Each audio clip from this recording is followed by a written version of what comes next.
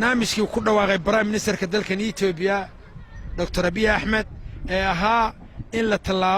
tallaalo 200 milyan oo geed qaybtii nagaga soo aaday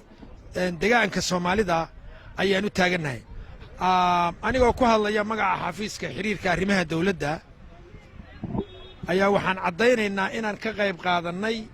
ka qayb qaadanayno isla markaana aan fulinayno ballamihii uu Prime Ministerku dalka Ethiopia la galay oo saaka aad goobjoog ka ahaydeen in madaxweynaha dawladda deegaanka Soomaalida Mustafa Maxamed Cumar uu qayb ahaan ka qayb qaatay roolkiisa kuliyadda maamulka iyo maareynta uu ka talaaliyay dhirta ayaa annaguna waxaan qayb ahaan xafiiska xiriirka arrimaha dawladda aan ku aadnay ama aan qayb helay qabalaha 18aad ama xaafadda 18aad ee aaga qoomaadaha iyo aagaas oo dhan ku talaalay dhir dhan 1000 geed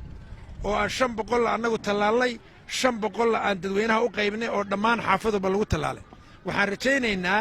dhirta la talaalay inaysan noqonin talaal kaliya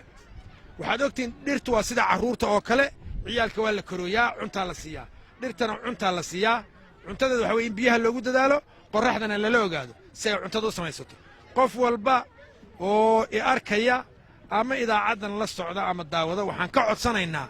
meel kastaba ha joogee geedka uu tallaalo inuu sida ciyaalkiisa u koriyo oo uu kormeero oo uu waraabiyo oo uu la socdo sidoo kale qaar ka mid ah maareeyaasha xafiiska warfaafinta dawladda deegaanka Soomaalida ayaa halkaasi ka hadlay deegaanka oo dhan waxa ka socda beeritaanka dalka oo dhan guud ahaan waxa ka socda geed beeritaan si weyn waxa loo beerayaa geedaha sidii looga bedeli lahaa aan environmentalka dalkayaga aan wax uga bedeli lahayn oo aan uga dhig lahayn dal hawo fiican oo wanaagsan deegaan ahaanna sidoo kale waxaan beeraynaa xaafad waliba wax beeraysaa 2,000 oo geed ama 3,000 oo geed green ashara in mataqaanay in raad cagaaran dalka lagu reebo raad cagaaran oo lagu xasuusto cidii beertay in lagu beero waa nuxurka laga talabaad dhirtu marka waxay waxtar u leedahay isbeddelka cimilada adduunka ee soo bedelaya